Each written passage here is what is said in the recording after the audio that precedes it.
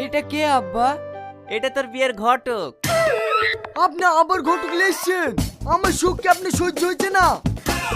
এই থামো থামো, একটু বসো। কি বলবা বলো। আচ্ছা, তুমি বিয়ে করতে চাইছো না কেন?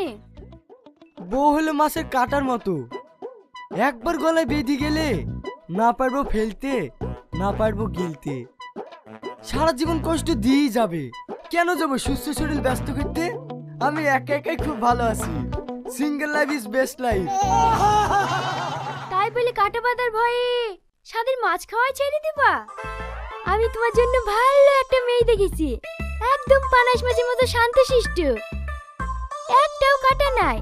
দেখো তোমার পছন্দ হয় কি। আমি ওসব কিছু দেখবো না, আমি বিয়ে করবো না। এই বাবু শোন শোন। দেখেন আমার মতো আমি বুঝালাম, এবার ও যদি না মানে তাহলে তো আমার কিছু করার নাই। এই দেখেন ছবিটা রাখেন, আপনি একটু ভালো করে বুঝে দেখেন কি হয়। আমি আসছি।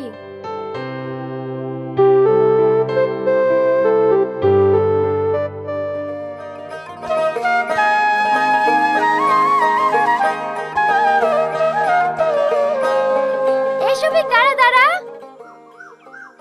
কোথায় গেছিলি? ভালো একটা ছেলে আছে হাতে, ওই পাড়ার টসেনে মেয়ের সাথে বিয়ের কথা বলতে গেছিল। সারা জীবন লোকেরই বিয়ে দিয়ে বেড়াবি না নিজেও বিথা করবি? আচ্ছা, তুই কি বিয়ের কথা ছাড়া আর অন্য কথা পাসনি? কি করব বল, আমি এত ঘটক, একটা ঘটক হয়ে আর একটা ঘটকের মনে কষ্ট বুঝবো না, তাই কখনো হয়?